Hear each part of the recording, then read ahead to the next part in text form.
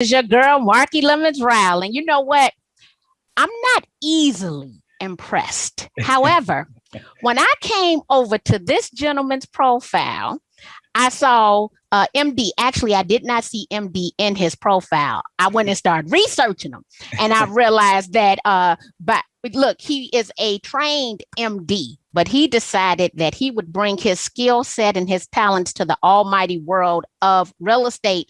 So today, I'm just because you definitely have the title, I am going to call you Dr.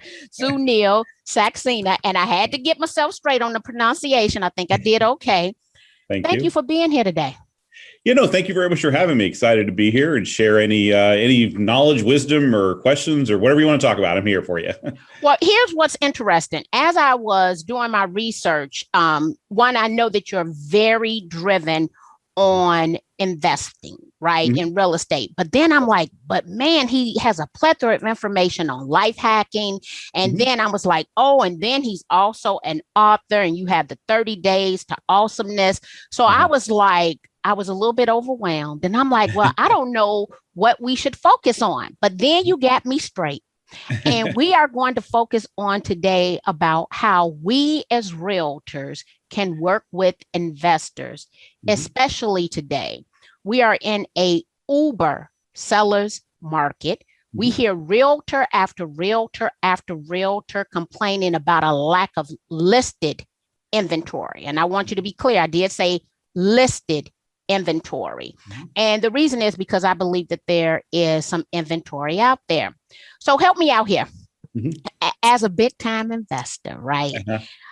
How would a realtor engage you? What do I need to do?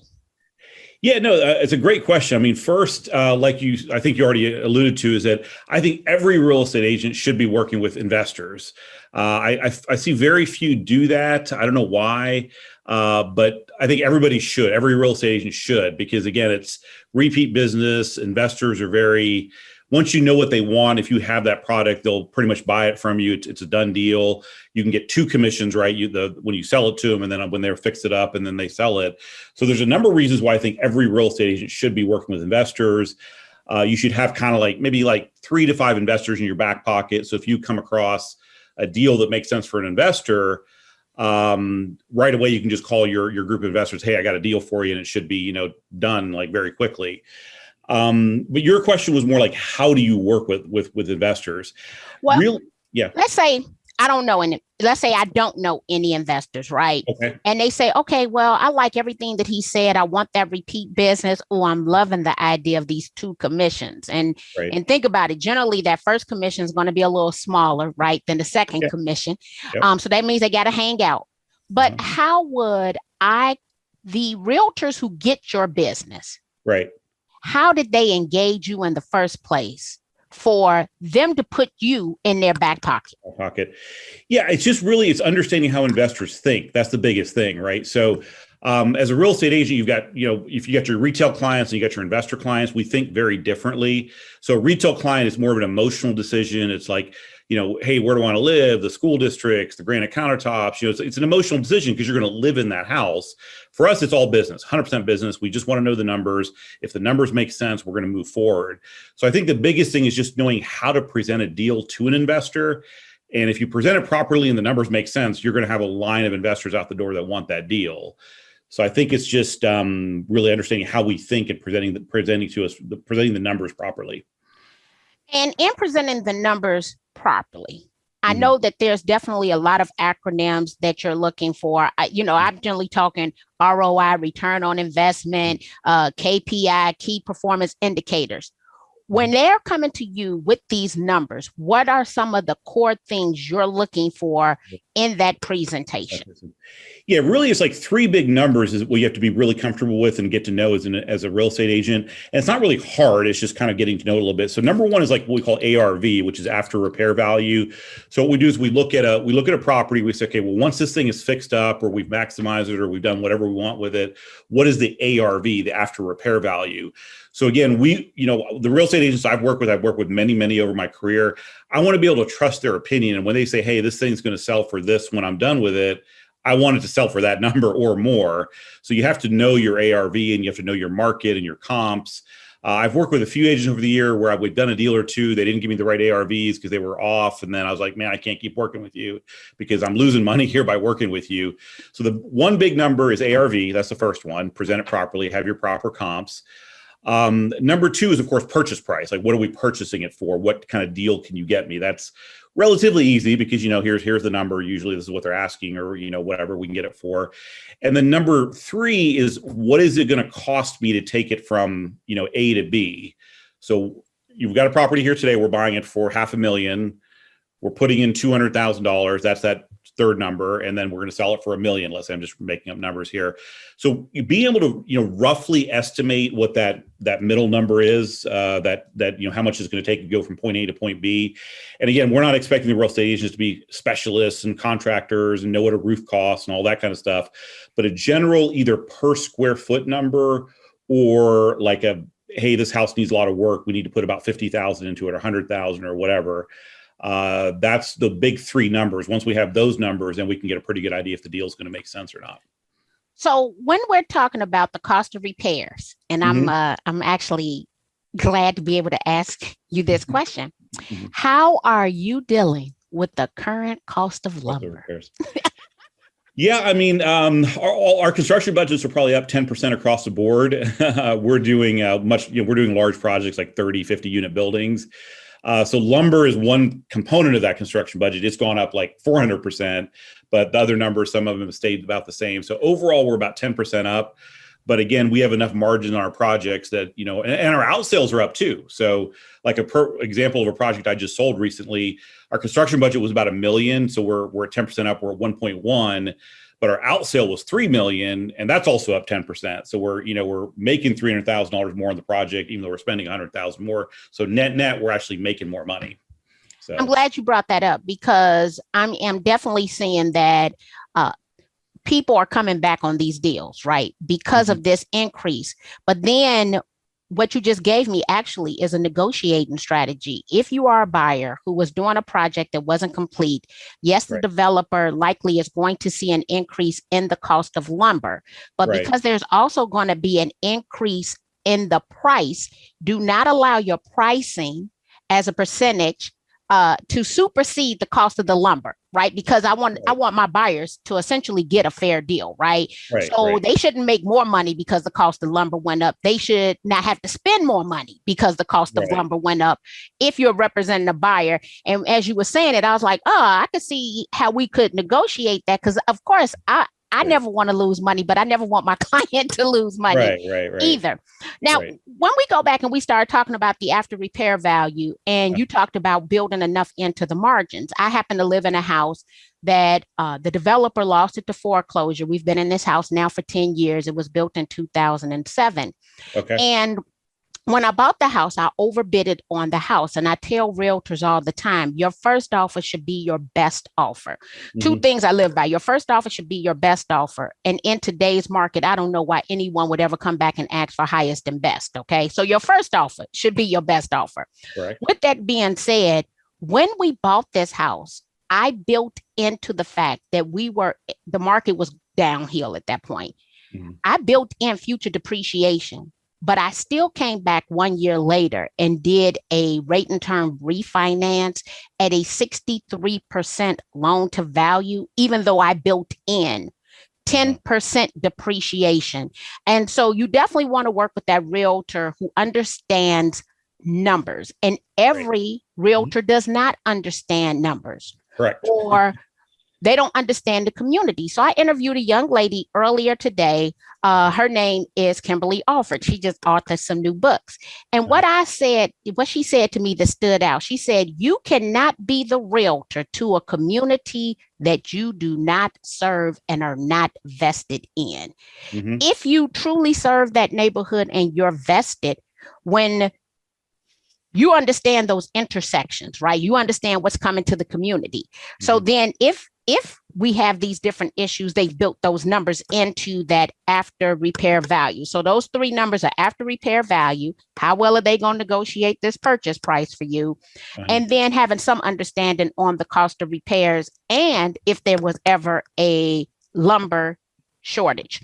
So Right. what has been the most creative thing that a realtor has done to meet with you? The most creative thing. Recently, my social media is kind of blowing up a little bit now, so I've got a fair amount of people just sending me personalized videos. So that's a kind of an interesting way to get in front of somebody you want to really work with, because again, I think it's worth your time and effort to work with a few good investors. I said like 3 to 5 is the number I always say. So it's worth just shooting a quick video saying, hey, use their name. This is who I am. This is how I can help you specifically. And then, I felt like when these people sent me videos, I'm like, wow, they really want my business, or, they really want to work with me. So I actually took more time to listen to what they had to say.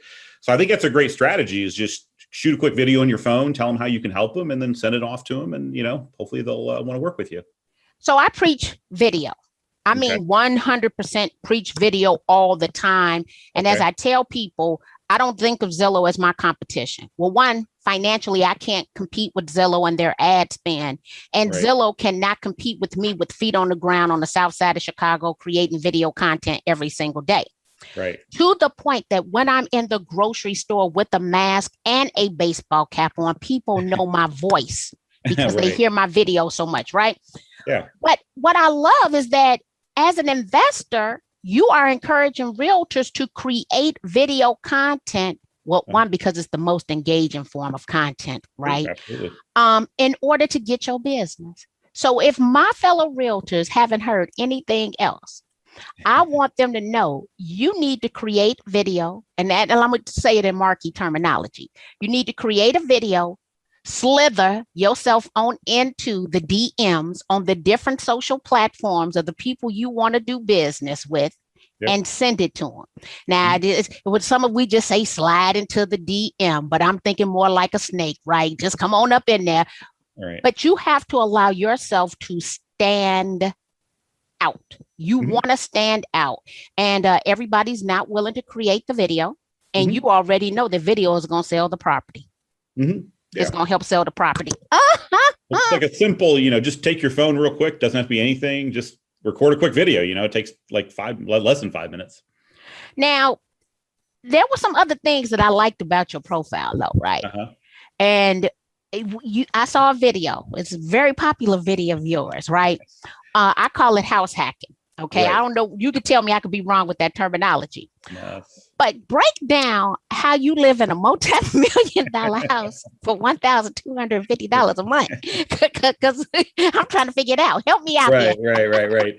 No, I agree. I mean, it's house hacking. Exactly. I'm such a real estate investor. My brain always is thinking how I can, make money or save money or whatever. I guess but basically I'm single. So I have a very large house. I actually built the house. Actually, I'm here right now in that particular house.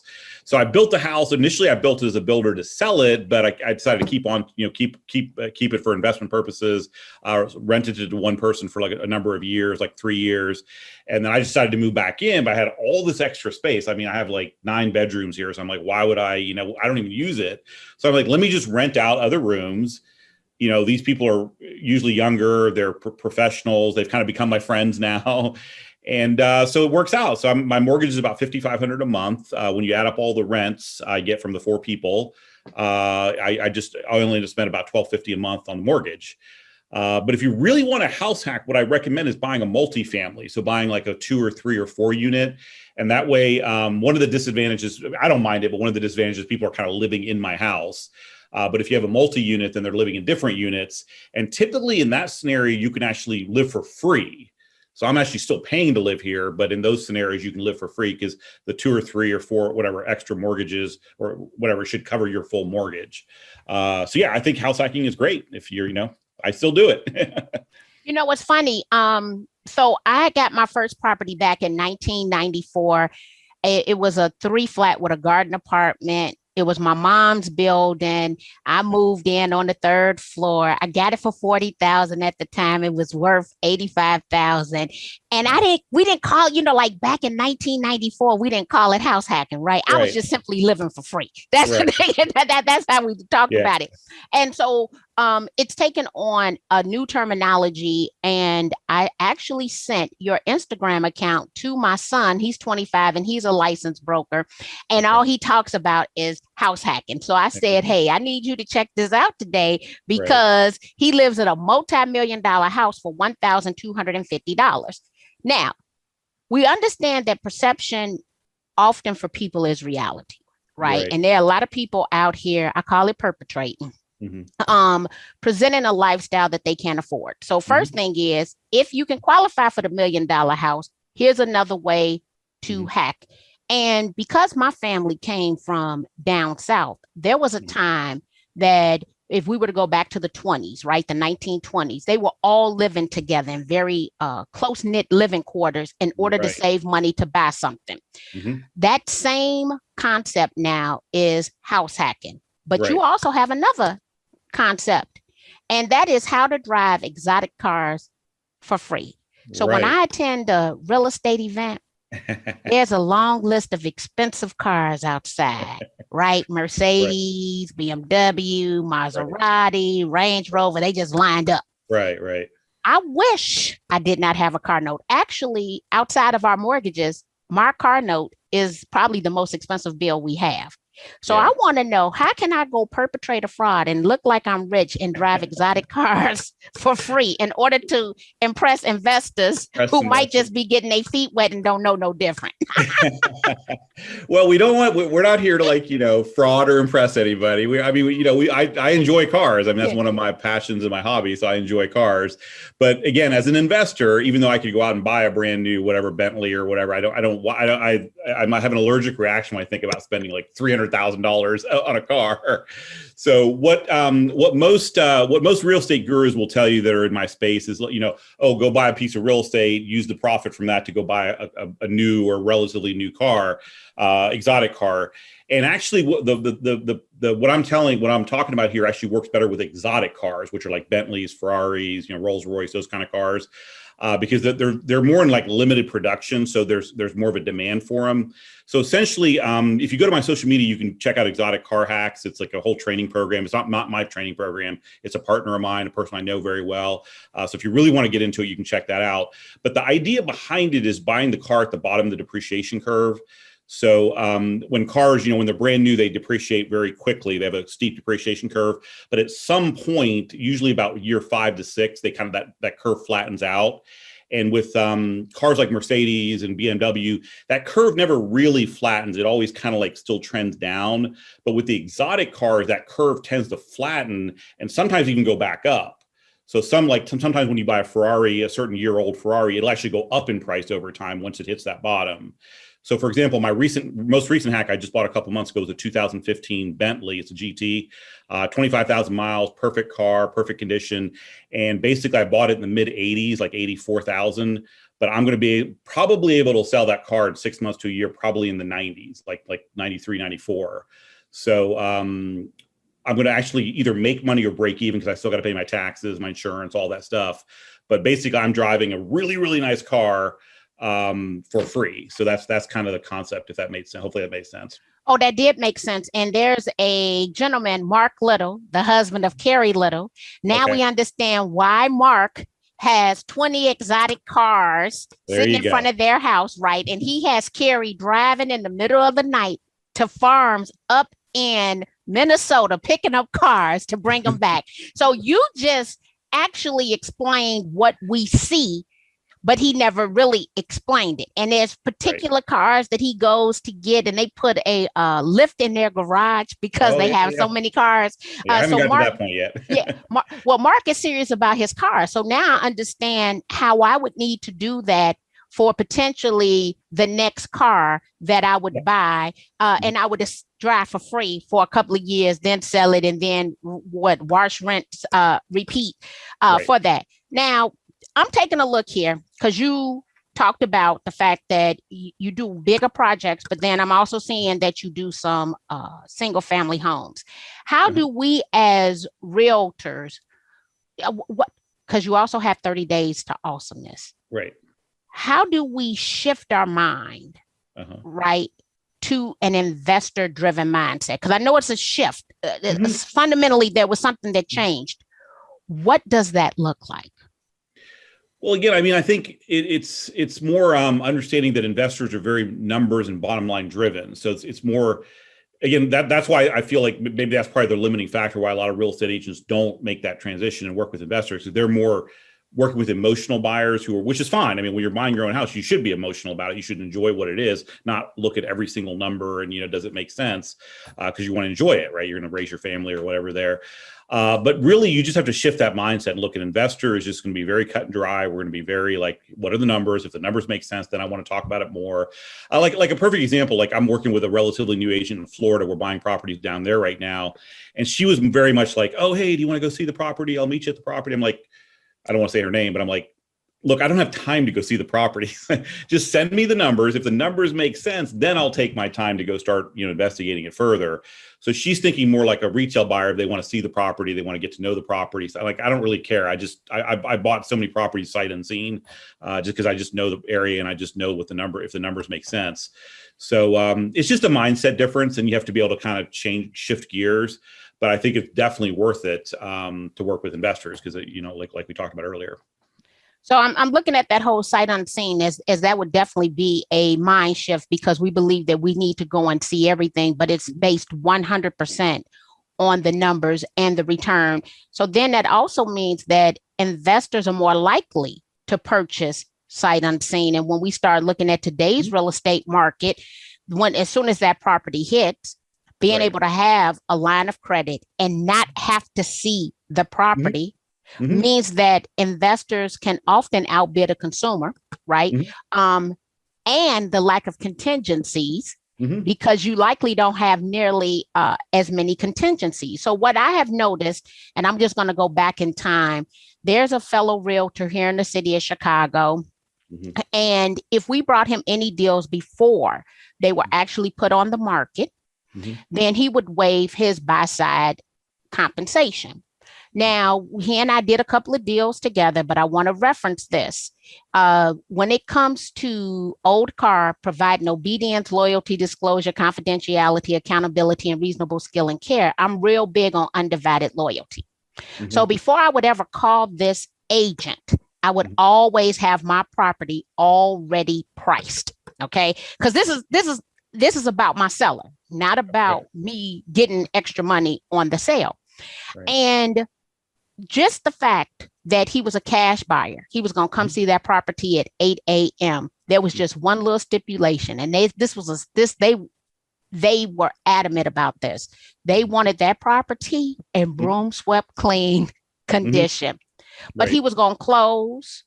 He would see the property before anyone else. While the average realtor trying to get the gunk out of the corner of the eyes, he there bright and early with a coffee. Talking about, let's take a look. What you bringing it to the market for? 110. Oh, okay. Let me get back to you. Hey, I'm going to send you an offer in a few hours. And that offer would come in generally at whatever I was going to list it for.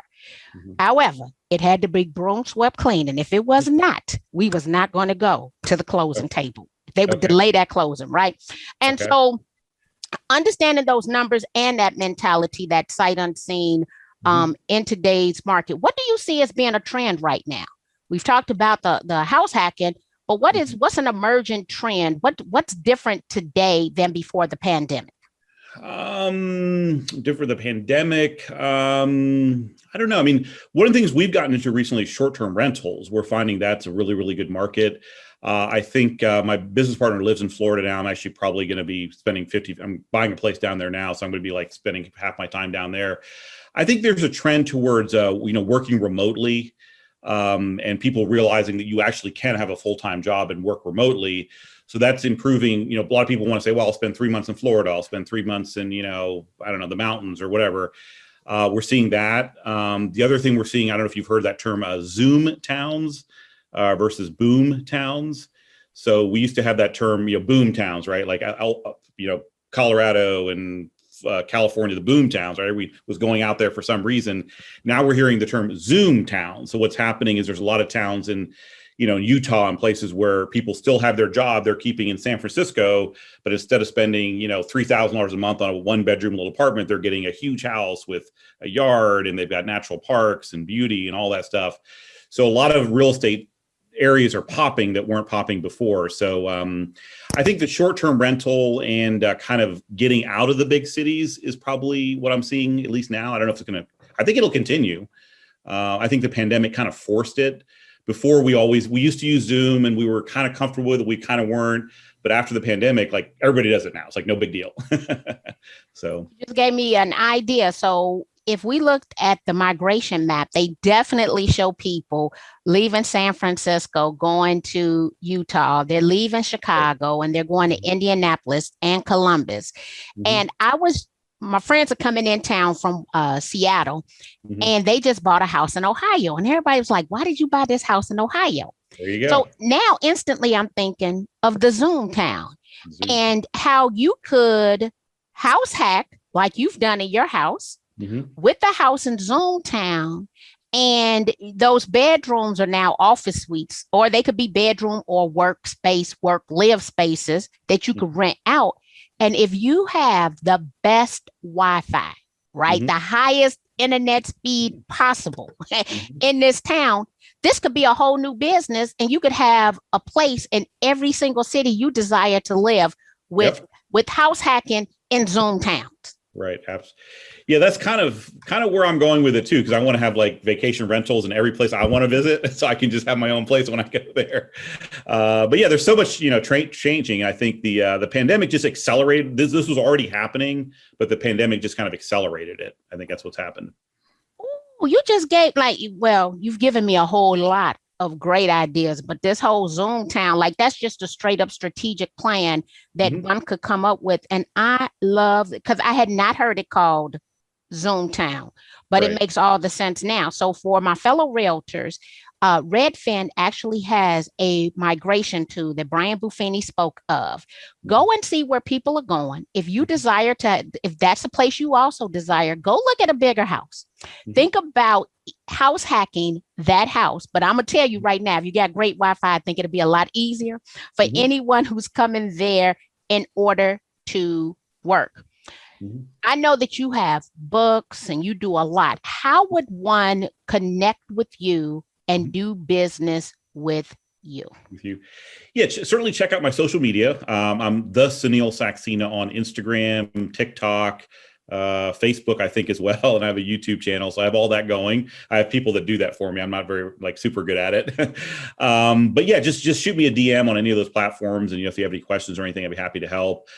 We run a monthly investor group here as well in DC, but if you're local to DC, in fact, our meeting is tomorrow night. So there's multiple ways to get a hold of me. If you have any questions or want to, explore something further. I'm going to refer a young gentleman to you. He's in DC right now. He actually owns real estate there. He's a graduate of Howard University. My son is a 2019 graduate of Howard University. And so there is a strong network there of young investors or desire to be investors that we can send your way. Well, you know what? I 100% appreciate you for your time, your energy, and teaching realtors today on one. I'm loving all the life hacks. So now I can see how I'm going to get me this next car, right? And this next house, and better yet, have the house pay for the car. And so then I will get a return on investment, just being a little bit more strategic about it. So thank you, Dr. Sunil. I appreciate you for your time and energy today. All right. Thank you for having me. Thank you. Have a great